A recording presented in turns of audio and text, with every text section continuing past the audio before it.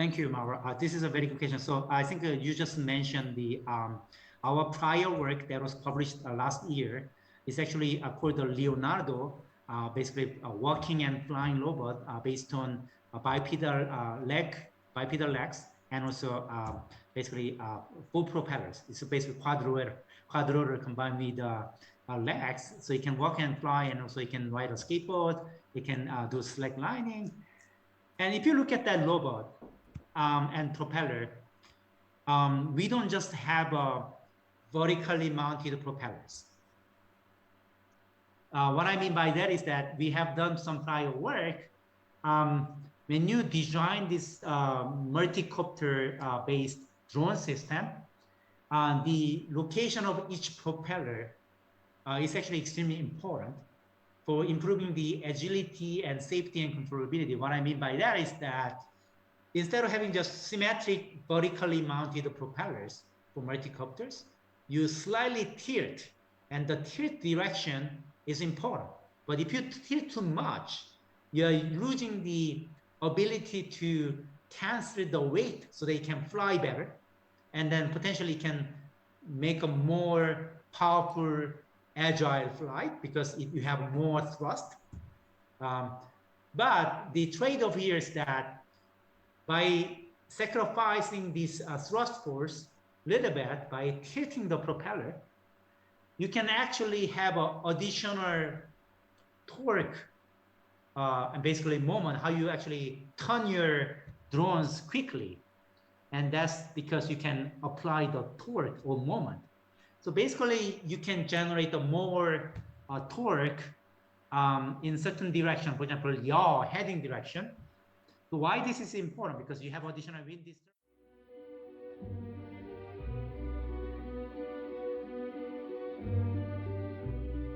In this podcast, I'm sharing my passion and curiosity for soft robotics, where we share inspiring stories about the work we do and how we can push the limit. I am Mara Dwini, and this is Soft Robotics Podcast.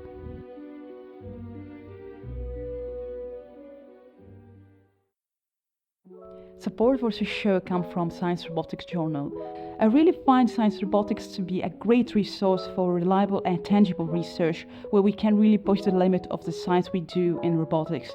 Great way to stay up to date with the published article is checking out the released monthly issue. All the links will be included in each episode description. We will also happen to have a regular conversation on the most published science robotic articles, where also you can contribute with your question and thoughts about the research. Thanks Science Robotics for sponsoring Soft Robotics Podcast. How you'd like to define yourself for people who first time listening to you? How would you like to define yourself? So I'm a professor at Caltech. My official title is a brand professor of aerospace and control and dynamical systems. So it's a long title because I'm affiliated with the two departments, control and dynamical systems and aerospace. And also I'm a Jet Propulsion Lab, JPL, research scientist, because Caltech manages JPL for NASA. Wonderful. So maybe before going to the new paper in Science Robotics, I think this is the second one. So congratulations for the Neurofly. And before there was a welcome robot, I think also very interesting research paper before the last year. But before going to the current paper, can you tell us what are the challenging in aero robotics, the main challenging, or that's maybe the first thing, main challenge in aero robotics? So there are many technical challenges. This particular paper called the Neurofly that was recently published in Science Robotics addresses the issue of controlling this drone or aerial robot in the presence of disturbance and many wind-based disturbance, like gust and turbulence, right? So that could be one of the challenges that we'll talk a lot about. But obviously, there are many other challenges like navigation, how you want to find out the location of this drone, maybe even in the absence of GPS, maybe how you're going to coordinate the like a large number of aerial robots. So basically, that's called the aerial swarm. So yeah, there are many, many different challenges. So if you can tell us a story about the paper Neurofly, what's the problem and why do you think the solution already in the paper based on the deep learning here? Maybe can you tell us the story behind the paper and the main problem? And before going to the solution, maybe we can explain what are possibilities besides what mentioned in the paper to design agile flight in like wind system, for example. If you get to smell the story behind the paper, at first step, the story behind the paper. So our group, and also along with other faculty, and in particular machine learning faculty, we have been working on basically how to combine machine learning and AI tools with a control theory, for example, flight control for drones and aerial robots, to improve this robustness of this drone that can handle realistic real world disturbances. Because you are not going to fly your drone, for example, if you are going to deliver a package using drone, you are not going to have this drone flying in indoor laboratory environment. Right? You have to put these robots, aerial robots or drones, in the real world. And then in the real world, you have all these different sorts of disturbances.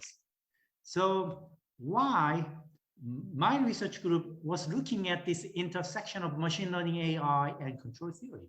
The answer is that conventional control method is not enough to handle all these different sorts of realistic disturbances, including, I mean, it's not strictly disturbance, including unknown models. So maybe you don't know perfectly the model of your vehicle, like a dynamic model, what are the physical parameters, what are the actual forces and moments working on your system. Because in order to understand this, you have to model your aircraft, but that's not perfect because you have an additional disturbance, like a wind-based disturbance, that's really completely independent of, in some cases, your state. And what is your state?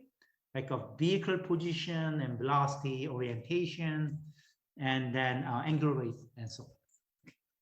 So we have been working on some interesting results, and it got a lot of attention in the field. And those are neural lander and neural swarm. I don't know if you heard about those. So it's called a neural family.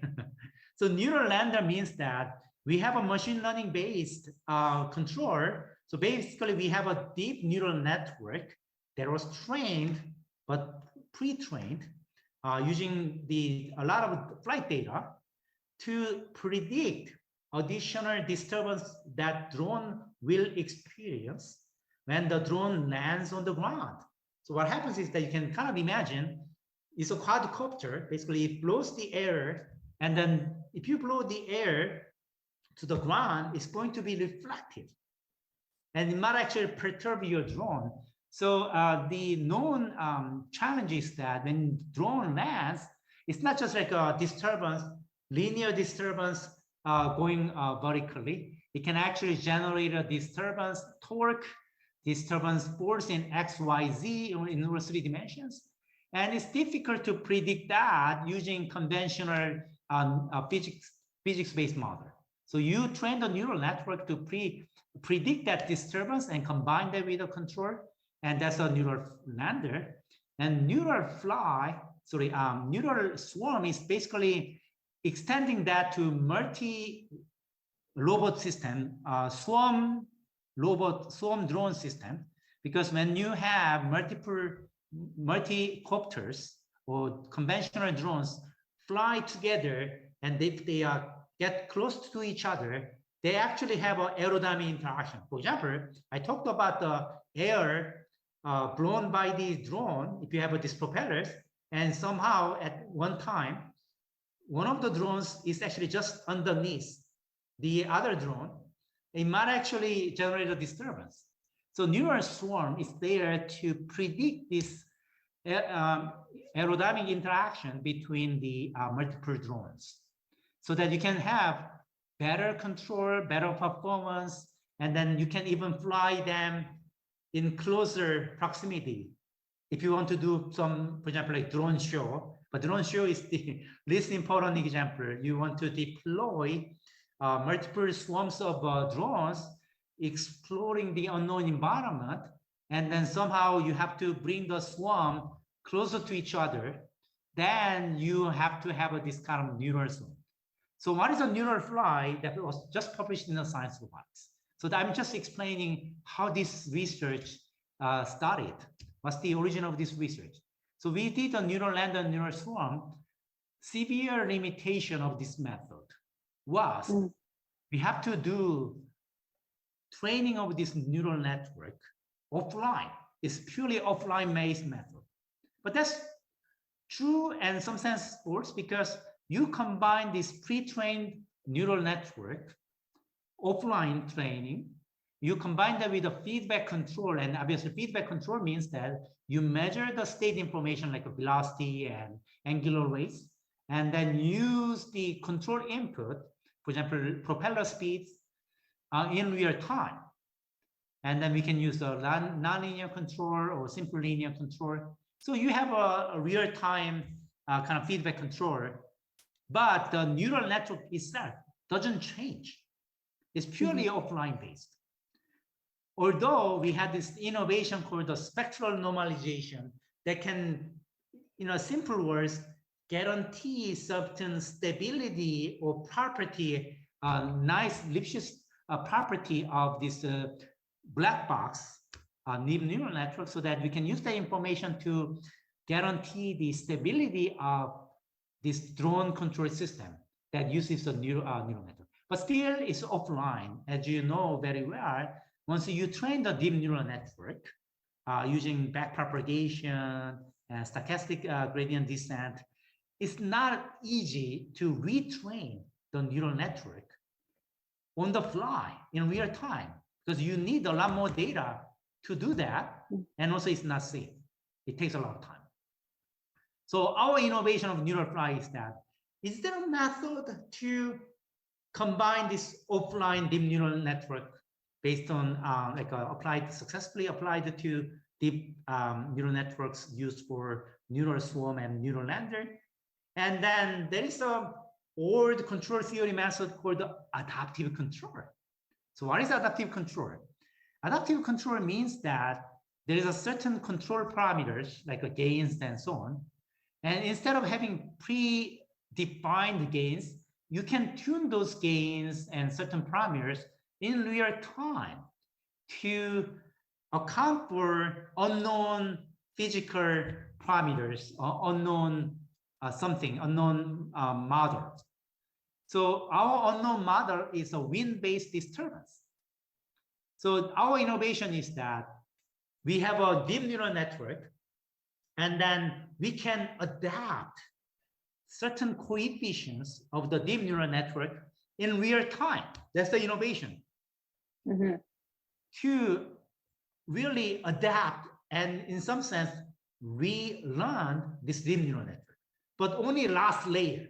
So if you only update the last layer, you can actually combine that with an adaptive control, and then you can do a real-time training. So as far as I know, we don't have a full retraining of this neural network in real time, which is an impossibility. But we are finding what are the right coefficients of this deep neural network. And we assume that those are in the last layer, and those coefficients are adapted to handle wind-based disturbance, because you're flying your drone, and if you are getting close to the ground, to the wall, and to other aircraft, it's based on your location, your state. And there is a state-dependent disturbance. But if you are getting wind, this is something you cannot control. Your drone cannot control. So this is a state-independent, state-agnostic disturbance, because it's a wind-based disturbance, and only God knows how to control that. So our innovation is that, okay, this is something we cannot control, then we have to learn on the fly. So we nicely combine this real-time adaptation we borrowed from the adaptive control theory and then offline-based deep neural network, but it's much easier said than done. So another innovation is that we have this meta learning method so that when you train the neural network offline using collected data, there is a sophisticated way of meta learning method so that when you adopt this last layer of the neural network in real time, you have the most effective like a representation of wind-based disturbance. So what this meta learning does is that you separate, kind of separation principle, you separate wind-based disturbance from the state, like a vehicle speed-based disturbance or vehicle orientation-based disturbance. You separate those two, and then in real time, you only update those terms that are dependent on wind. Excellent. So as far as I know, although this is a specialized kind of application for drone, this is really one of the first visuals showing successfully how to update and adapt the deep neural network in real time for precision control application. So that's the essence of a neural network, neural fly, and how we started the neural fly. And as you said earlier, I think many applications are there because anything that has to fly in the presence of the wind, which means that almost any flying robot will have that, ranging from small drone all the way to flying cars. You'll have to have that technology to make sure that your drone or flying car that can carry humans can safely carry payload or passengers, human passengers. So that's the most exciting application of our work. We borrow and leverage state-of-the-art machine learning AI method and combine that with a control theory so that we can guarantee safety and robustness, and then so that we can show that it can handle very challenging high-speed wind disturbance. Very excellent. I appreciate that breaking down the problem. But I want to ask you, I think that's something I think maybe me and myself would like to understand from you, how to choose a solution for the problem, because that's one way to think about what's the reliable solution for such a challenging problem like that, from the control and also here the learning.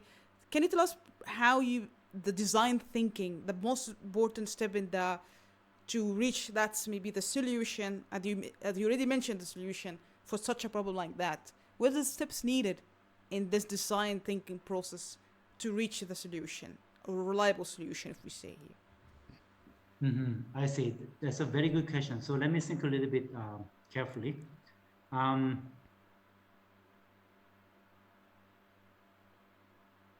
So how we actually kind of led to this kind of a solution approach.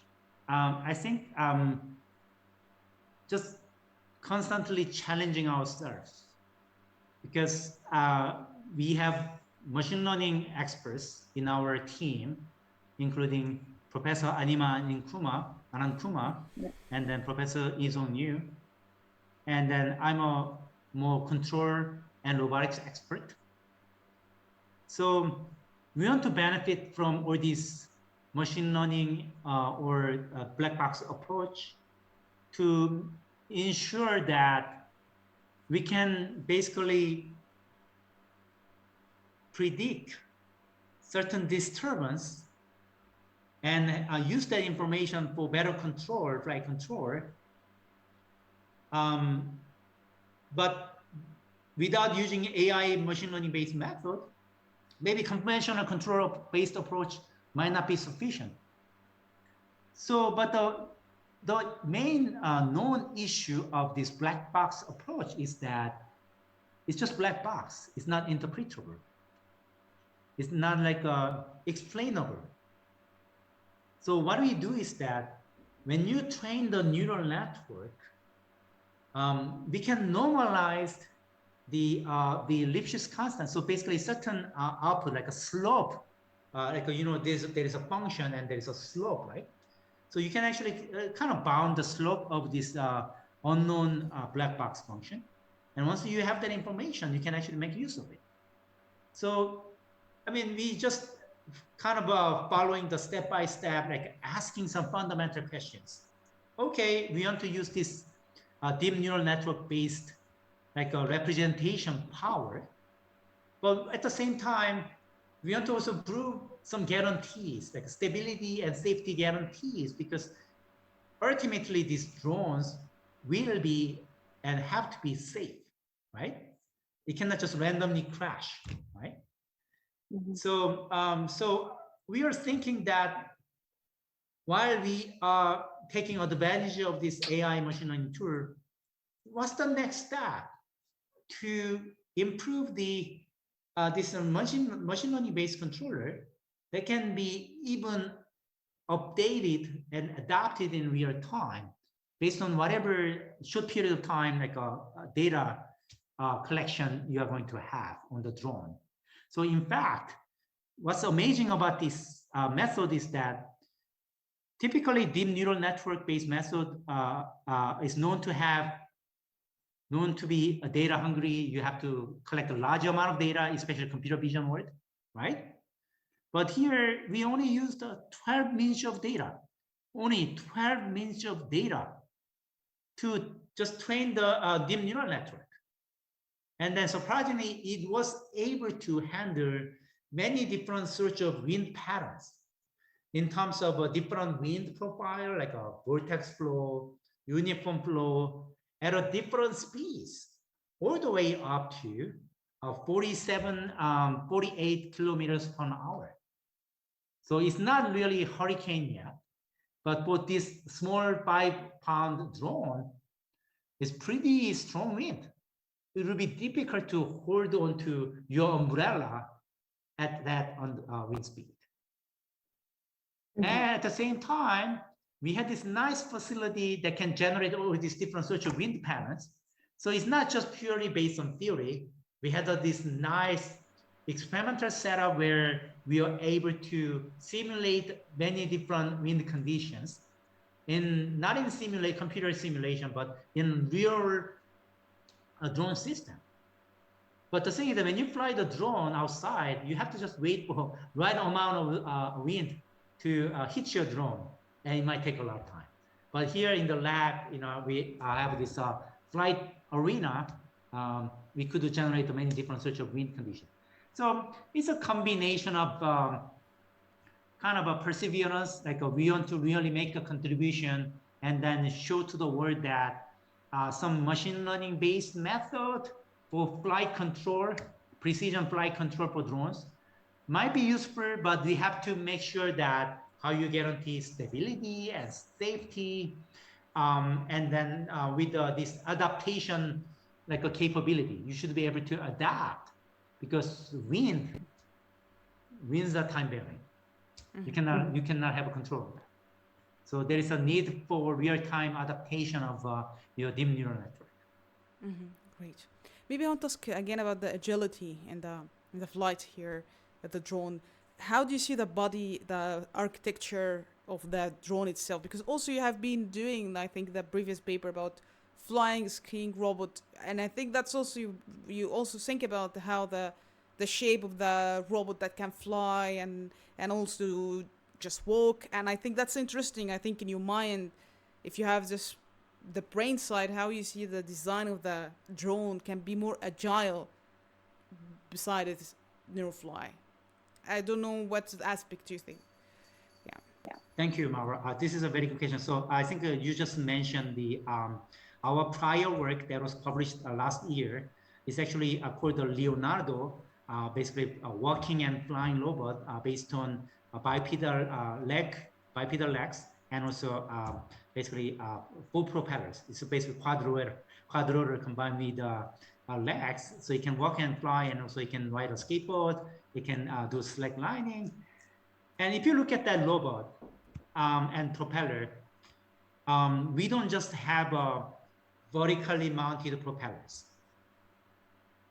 What I mean by that is that we have done some prior work.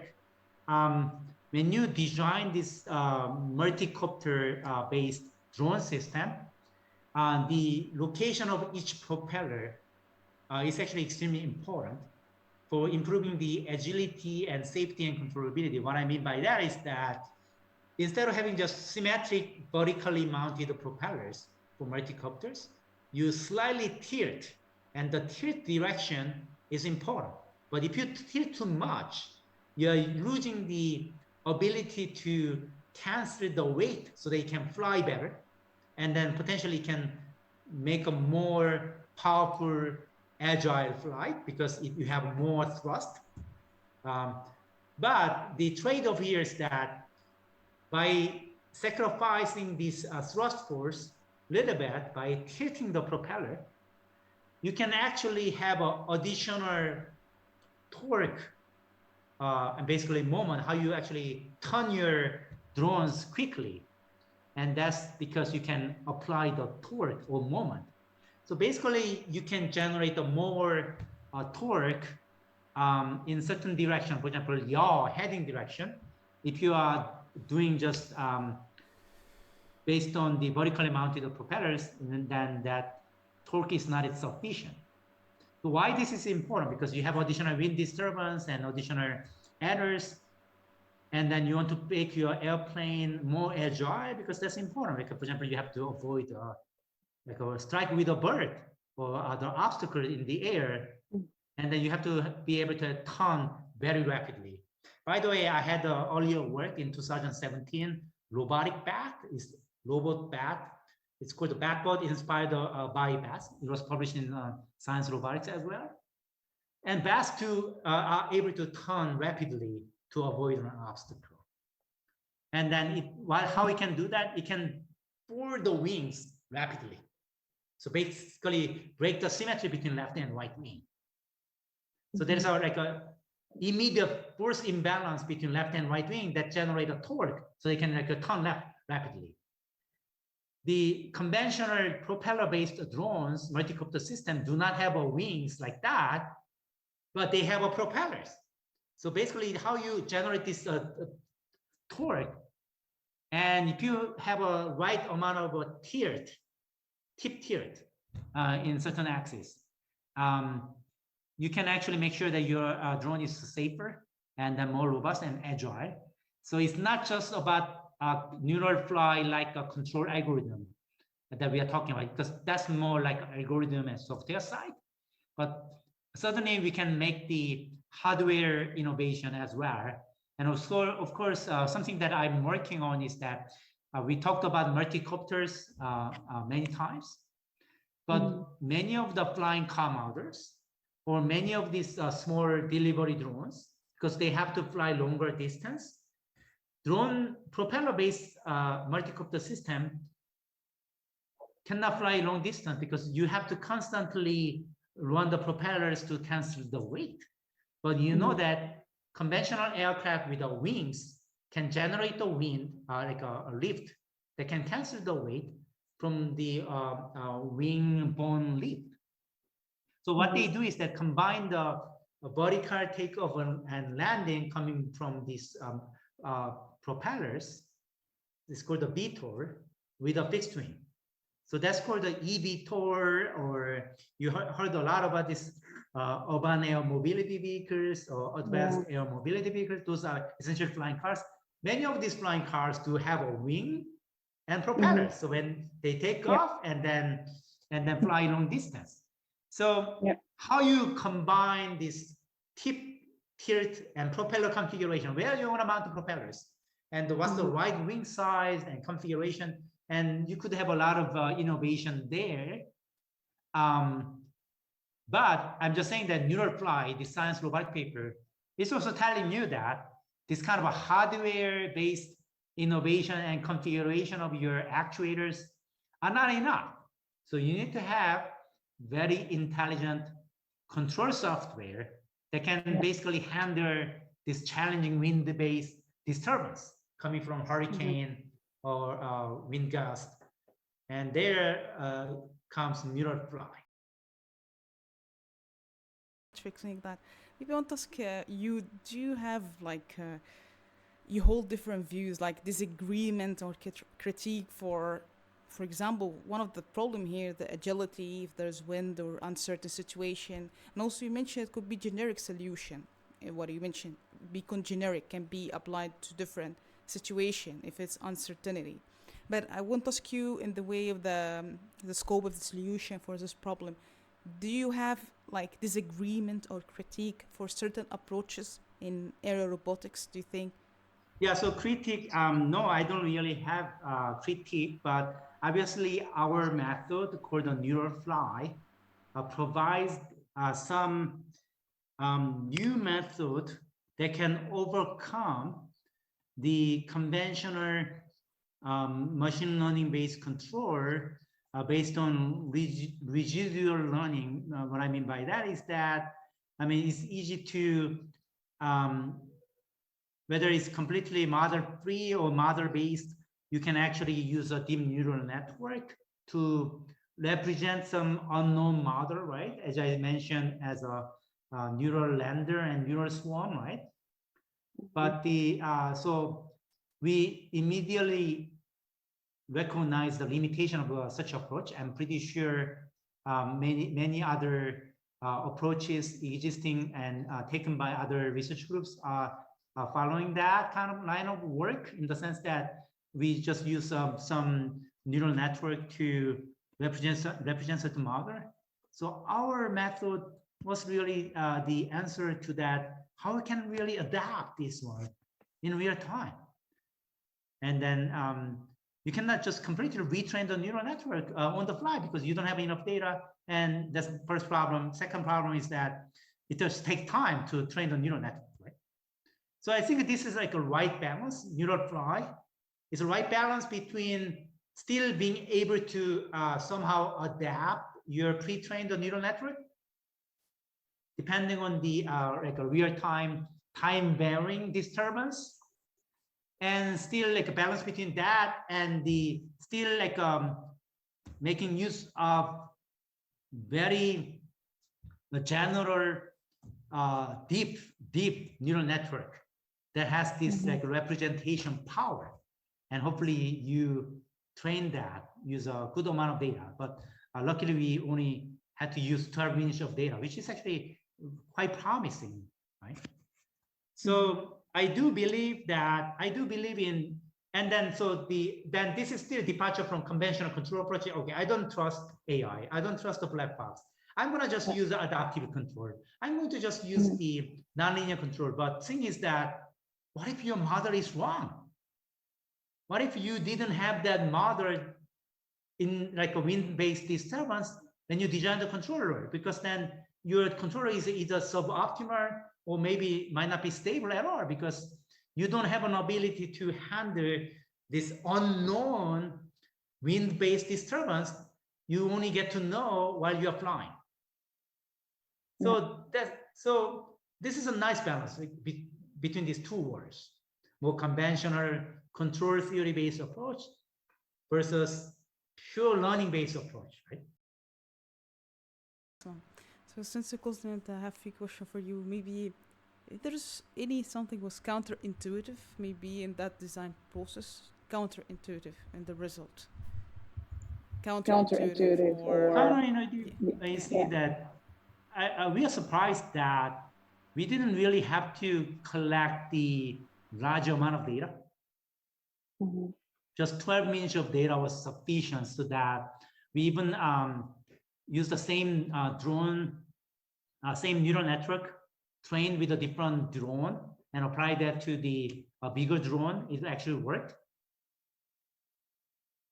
And then I think that this is simply because once you train the neural network, you don't just leave it there as it is.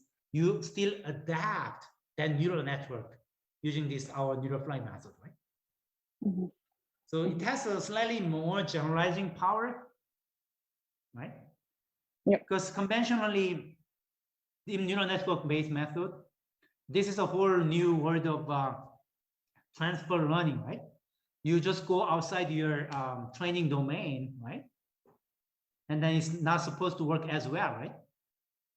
So I think our approach can be viewed as a kind of a different way of doing a transfer learning, in the sense that you have some deep neural network trained for a certain aircraft, but then you apply that to the different aircraft, it still works reasonably well because you are adapting and changing that last layer of the deep neural network in real time. Initially, it was kind of a maybe in some sense counterintuitive. And then why this works for different drone, right? For example, right? I have to admit that we have not conducted very thorough quantitative analysis on many different drone shapes, right? And how this transfer learning works when you don't modify your deep neural network trained for different drone, right? Yeah, that's a great. Maybe a few questions left. I would like to ask you in that case of intelligence or in the machines or the drone here. Do you think how far we are? Can we have designed conscious drones, for example? Just try to have this intelligent to uncertainty, but I think that's a question I would love to ask you. How do you see the conscious drone, for example, just or sentience in machine?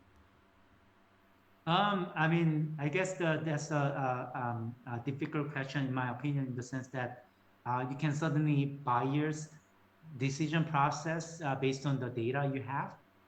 So really, I was really focusing on narrowly, like, I mean, this neural fly work is more like a precision tracking controller.